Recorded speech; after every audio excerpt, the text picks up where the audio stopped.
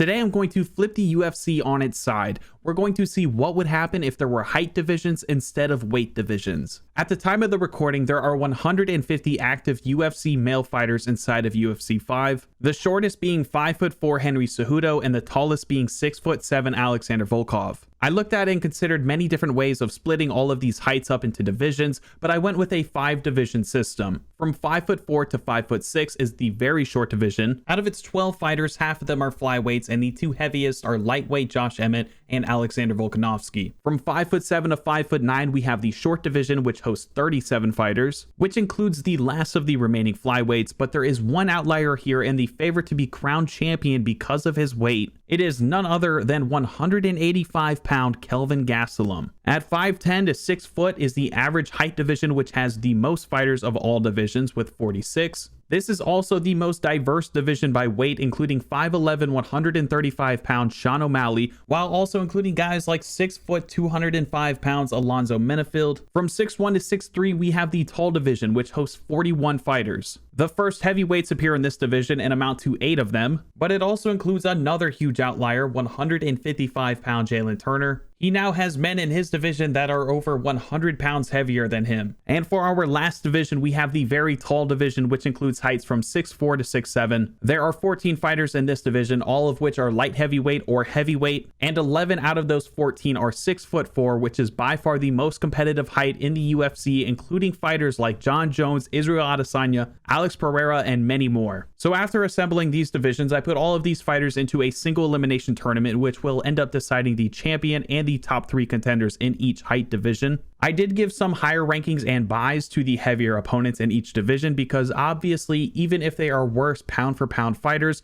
the heavier guys should always be the favorites. We definitely won't be going over all of these fights, but all of these fights did happen. I gave every active UFC fighter in the game their fair shot, even if it were off screen and a waste of my time. But that's why all of you guys out there without ad blockers have to watch the mid-roll ads. The very short division is literally not very large, so there is not much to it. We had all decision victories in the first round, then Josh Emmett fought someone 20 pounds lighter than him and he beat the crap out of him. Volkanovski then fought a lighter opponent. He didn't get the finish, but he had his way with him, and he will meet Josh Emmett in the semifinals. I gave Pantoja the 2 seed for being the 125 champion, but I ended up regretting that. Davison, who is only 10 pounds heavier, dominated their fight in all aspects and will meet Merab in the semifinals. In the semifinals, we have a pair of bald 155ers duking it out. Volk started this fight off with a takedown. He then broke Emmett's nose with some elbows, so this was off to a rough start for him. Emmett showed some flashes of power, but Volk continuously got on top of Emmett and beat his face to the point that even Herb Dean thought it was too much. So Volk will move on to the very short division finals, and Emmett will face the loser of the next fight for 3rd place. Merab vs. Davison on paper is about as even as it can get with these new height divisions, but Merab had the advantage thanks to his ground game. He made Davison tap and is hoping that his motion of the ocean techniques will work on one more short king in the finals. The 3rd place fight was the most entertaining matchup in this division so far. Davison and Emmett politely took turns turning off each other's lights. Even though Davison is 20 pounds lighter, he was in this fight the whole way, until late in the 3rd when Emmett's fist made him forget his childhood. The poor guy was determined to get bronze, but that comeback did not last long. And for the very short division final, it wasn't a good follow-up performance compared to the last fight. We weren't even a minute in, and these two are slow dancing while Volk is testing out the new gold gloves on Merab's sweet ass. Merab landed the takedown, but these two couldn't figure out who was the top and who was the bottom. Doesn't make a difference though, because either way, Sean Strickland has seen enough and is going to slash both of their tires. They continue to rub each other's cocks on, fighting through all 5 rounds. Volk had a few big moments late in the fight on his feet. Unsurprisingly, Merab left this fight with pink eye, and Volk won the fight and this division. The short division is up next, and all of the flyweights in this division are quickly starting to regret lying about their height. Kevin Gastelum, who is now regarded as a man amongst boys, is ready to get started in this dream division of his. His first opponent was 135-pound Jonathan Martinez, who wasn't able to stand and bang with the 50-pound heavier opponent. He had one chance to get a submission off of his back, but the reason he ended up there in the first place is because in this world, Kelvin Gastelum is Mike Tyson. His opponent came down to Rafael Dos Anjos or Drew Dober, but Drew said no thanks and accepted a textbook kick to the back of his head. Brandon Moreno is probably the best chance for a flyweight to win a fight in this division, and he was only facing a man 20 pounds heavier than him. Well, that didn't go so well. I thought maybe the Dagestanis were the ones who could make a run at a lower weight, but all it took was a 10 pounds heavier Arnold Allen to shut down that bomb threat. He had Umar so rattled that at one point it was actually Allen who was going for the humping dog technique. The Dagestanis had another chance with Ulanbekov, but Cody Garbrandt made him consider joining a gym that allows mustaches. The 145 champ Ilia Topuria was up and was at a 10-pound disadvantage, but he did alright for himself considering he ended the fight using a dead body as a punching bag. Brandon Royval is literally the last hope of a 125er winning a fight in this division. He has a height advantage over Chandler, so I thought he stood a chance, but then he went out there and fought his fight. The doctor tried to put him out of his misery. To be fair, it looked like he had been hanging out in the wrong parts of London, but he wanted to keep fighting till the end, so his wish was granted and the 125ers are eliminated for good. We had a few more violent outcomes in this division, but for the first time in a while we saw a submission by Aljamain Sterling, which means he has the ability to beat anyone, even the great Kelvin Gastelum. And for the last second round fight, Song Yadong met 35-pound heavier Conor McGregor. Conor was destroying this man on the feet and he just about knocked him out when he landed a double uppercut. But Conor followed this man to the mat and paid for it. Yadong got the top position and released generations of built-up short Chinese man aggression on his face, and he beat Conor into a finish. Song Yadong came out of this fight looking like he's been eating out Dr. Disrespect's new girlfriend, but a win is a win. Kelvin Gastelum had a new challenge in front of him with the legendary Rafael dos Anjos, but this isn't 2015 anymore. Speaking of, if you want a 2015 version of this man in UFC 5, go check out the comments, I might have something there for you. The champ is back against Cody Garbrandt, who is just a slightly more tatted up version of himself, but that version also doesn't know how to block a head kick. Michael Chandler carried a much needed weight advantage into his fight against Arman. It wasn't enough though, because by the time Arman was done with him, he had Michael Chandler looking like Michael Bisping. Dan Ige showed up on 2 minutes notice against Kevin Lee, and while 25 pounds lighter, he still managed to knock him out. Fiziev had to put an end to Yadong's run in brutal fashion. Yadong's brain couldn't make up its mind on whether it was being knocked out or not, so Fiziev had to make that decision for him. Kelvin was back at it again, this time with a 40-pound weight advantage, yet he made Sadiq tap. Ilya vs. Dustin was an absolute war. It was a very revealing fight. For one thing, we discovered that Dustin Poirier is actually half Korean. These two went knockdown for knockdown, and this outcome was still up in the air at this point. The doctor rightfully so had to take a look at Dustin's eye, considering it's no longer there, but they let this man keep fighting and he earned himself a warrior's death. Arman and Fiziev moved on in both of their fights and will meet each other in the semifinals. And for Ilia Topuria, he found himself in a David versus Goliath battle. The fight between Arman and Fiziev was far more competitive. Fiziev knew he wouldn't be keeping his vision for long, so he got to work early and was dominating the fight on the feet. His momentum slowed down at the end of the second when Arman got on top of him and punched him in the face for a minute straight. The third round continued to be all Arman's. He was beating Fiziev so badly that his body was giving delayed reactions. But in the fourth, Fiziev showed why he is a former Frosti PFL champion. All it took was 3 good strikes and he had this fight wrapped up. He might be the man that can finally end the reign of Kelvin Gastelum.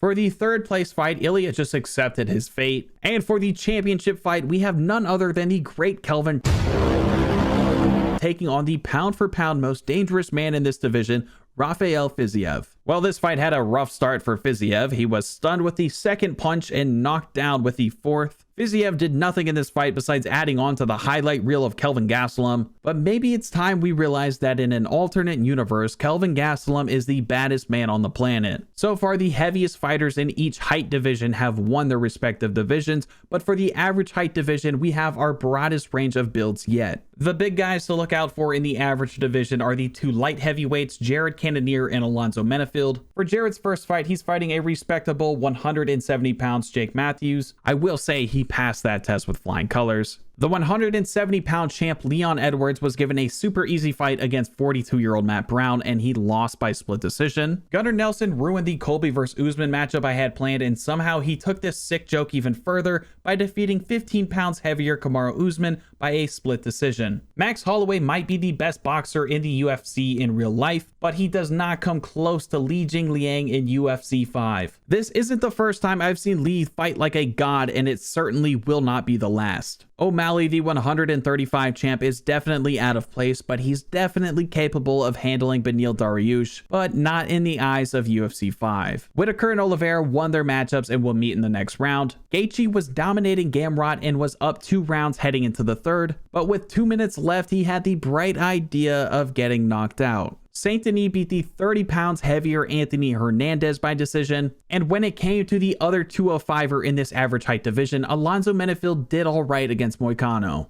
In Cannonier's second fight, he took little to no damage and ended up knocking Buckley out and tearing his groin in one blow. But in his next fight, he'll be facing his first middleweight in Chris Curtis. Like I said, Li Jingliang is a god on the feet in this game, but Gunnar Nelson is writing some lore of his own. He accepted his beating, waited for the perfect chance to hug his opponent real tight, and he won this fight. In the next round, he'll be fighting another submission specialist in Beneil Dariush, and the submissions just kept coming in clutch for these lighter fighters. Charles made Whitaker tapped after getting his back, and he will be facing Uriah Hall in the next round. Islam is uneventfully moving on to the next round after beating Saint Denis, and in the fight between Sean Brady versus Alonzo Menefield, the first unit in this division has fallen. The 35-pound lighter Sean Brady caught a bloodied Menefield with a head and arm triangle. It's good to know these giants of these divisions are actually beatable, but Jared Cannonier still stands in the way of every average height man. Chris Curtis was his newest and biggest challenge. For the first time so far, Cannonier was damaged, but immediately afterwards he had knocked Chris Curtis out cold. Gunnar Nelson versus Beneil Dariush was the fight no one asked for and no one needed. And somehow Gunnar Nelson has won 4 fights in a row and will be taking his talents to the semifinals to meet none other than Jared Cannonier. Charles Oliveira defeated another heavier fighter in Uriah Hall by decision. He was no match for Uriah on the feet, but if Charles is on top of you, he's either going to give you the teethiest dome in the southern hemisphere or leave your face looking like this. The 155 champs run was cut short by Sean Brady, so the Dagestanis might be finished. And for the biggest mismatch so far this deep into a tournament, 205-pound Jared Cannonier met 170-pound Gunnar Nelson. Gunnar didn't stand a chance on the feet with Cannonier, but every time Gunnar gets knocked down, that's technically just a takedown for him. And after repeatedly attacking his arm on the ground, Gunnar Nelson made Cannonier tap and is moving on to the average height finals. Charles Oliveira vs. Sean Brady was a close fight as expected, and this fight very well could be determining the future champion of this division. Charles had Brady close to tapping multiple times in this fight, but generally Sean Brady's ground game was good enough to keep up with Oliveira's, and that kept him alive. Instead of grabbing a leg on his takedowns, it looked more like this. But it also led to him getting Oliveira's back. From there, Oliveira blocked every single one of Brady's punches with the back of his head, but somehow he was still knocked out. It was discovered in the semifinals that Jared is capable of losing to a great grappler, so I expected a hell of a fight to be put up by Charles, but he's no Gunnar Nelson. Your work paying off. And in a height division that includes weights from 135 to 205 pounds, it's all down to these 2 welterweights. And I don't even know what to say. Gunnar Nelson pulled guard on Brady and then put on a clinic which led Brady to tap in the first. So in the average height division, the champion is the most unexpected 170-pound Gunnar Nelson. But now the heavyweights are coming out to play, and it would be a huge shock if they didn't dominate these last 2 divisions. Derek Lewis is the overall top seed in the tall division. His first test was against the 75-pound lighter Edmund Shabazian, and he did all right for himself. Outstanding work with the ground and pound here by the Black Beast.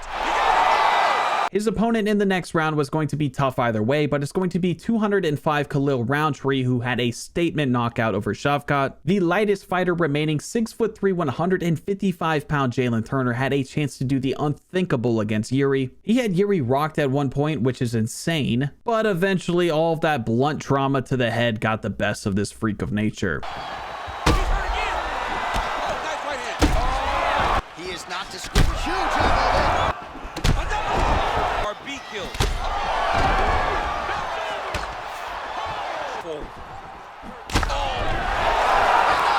Bo Nickel vs. Tai Tuivasa is just shy of an 80-pound weight difference, but these two also have completely opposite fighting styles, which led to Bo getting the biggest weight upset victory so far. Another heavyweight was distinguished by Paul Craig thanks to a grappling heavy decision victory. Ian Gary ran into Jan Wachowicz. Brendan Allen took out the 4th heavyweight so far by split decision, which has cut their population in this division in half. Magomed Ankalaev has the size and ground game to go all the way, but Jack Hermansson ended his hopes and dreams. Sean Strickland versus Michael Page is a fight I would love to see in real life, but this fight wasn't even close. Strickland beat the tea and crumpets out of this man before Herb Dean had to pull him off. Sergey Pavlovich is the 2 seed in this division. He had a large first opponent in Randy Brown. He just got added to the game, so this is the first time I've ever seen him fight, and he didn't do much of that. Derek Lewis met a pretty well-sized opponent in Khalil Roundtree. He knew he had to expand his game in this one to be successful, so he showed off some of his ground game by holding Khalil down and repeatedly bashing his face in. Yuri vs. Bo Nickel ended abruptly after Bo got on top of Yuri and teed off on his face, while Yuri just sat there staring at him and accepting it.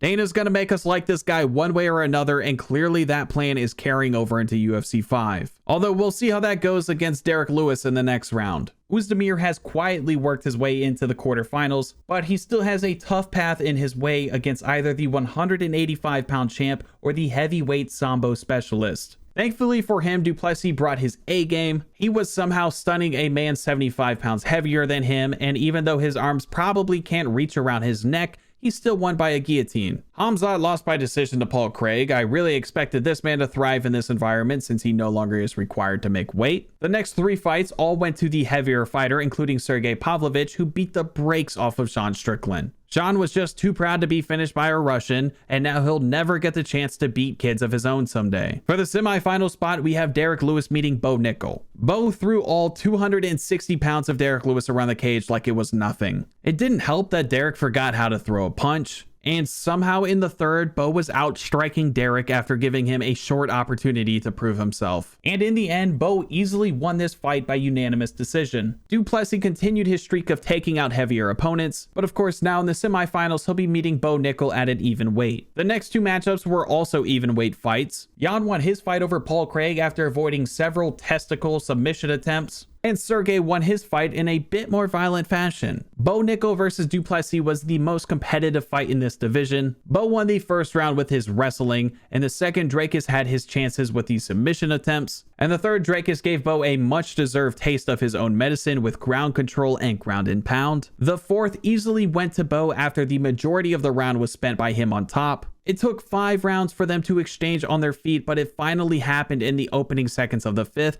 and Drakus had him shook. But just when it looked like this man was finally on his way out the door, Bo had one more takedown in him. He took Drakus's back, and this man tapped quicker than a Minecraft YouTuber at a theme park. The next semifinal went even deeper into the 5th round and again ended with a stoppage. Jan had Sergey so tired he could barely lift his arms to slow down the onslaught of damage coming at his face. And after a fit of rage and security pulling him off, Jan is advancing to the finals to try and stop Bo Nickel, the greatest fighter that has ever been in a UFC video game. In the 3rd place fight, Drakus had a chance to bounce back and continue his success against larger fighters, but Sergey had some rage of his own to take out, and sadly Drakus was on the other end of that. And for the final, Jan Wachowicz is the last man with a chance of stopping this terrorist. But Nickel, please. Bo out wrestled the hell out of this man. In the 2nd round, he had him in a crucifix and was just edging his damage meter. And when he knew he was ready to bust, he pulled out and finished on his face with one final blow. I don't believe it, but Bo Nickel won 6 fights in a row and is now the tall division champion. And for our final division, the very tall division, there are only 14 fighters, but almost every one of these guys could realistically win this tournament. Israel somehow dominated Jamal without the advantage of being kicked in the nuts.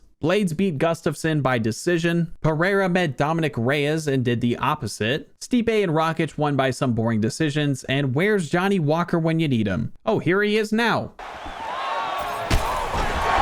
Jones versus Israel was a close fight as always. Israel showed up with his A game and was landing kick after kick on Jones and put himself ahead on the scorecards. Jones had a fair chance of submitting Israel late in the 3rd, but he survived and Israel advanced to the semifinals. Alex took on Blades, and this is a nightmare matchup for Alex in the game and I think in real life. I'd love to see Alex at heavyweight, but keep him the hell away from these big ass ground game fighters. Stipe is now the favorite to win this division, but in his matchup against Rakic, he forgot how to not get the shit kicked out of his leg, and he lost that one. In Cyril Gane versus Tom Aspinall, they went to the judges again, and the underdog won once again. Israel proved he can hang with the best of the heavyweights, even those who have stellar ground game. But Blades had the idea to take away some of his vision, and you wouldn't believe it, but that turned him into a terrible fighter, and he was knocked out. Rakic vs. Gane really shouldn't be a semifinal matchup in the first place with the talent of fighters in this division, but this whole tournament has already fallen apart. There was some action in this fight, but the fact that a light heavyweight and a heavyweight fought for 25 minutes without a stoppage isn't something to be proud of. Gane won that fight, so Rakic went to the third place matchup and got his ass beat. And since Gane beat Rakic, he earned the right to go to the championship fight just to get his ass beat. So that'll do it. There you have it. We have crowned our 5 new champions by height. We have Volkanovski, Kelvin Gastelum, Gunnar Nelson, Bo Nickel, and Curtis Blades. Volk is totally understandable. That man is a short king, but the rest of them don't make any sense in real life, and I love it. This would be a terrible idea to implement in real life, but that's one way to get rid of weight cutting. But thank you guys for watching. I hope you enjoyed. If you did, go like, subscribe, comment in Morse code, or show up at my doorstep. Much love, and I will see you in the next one.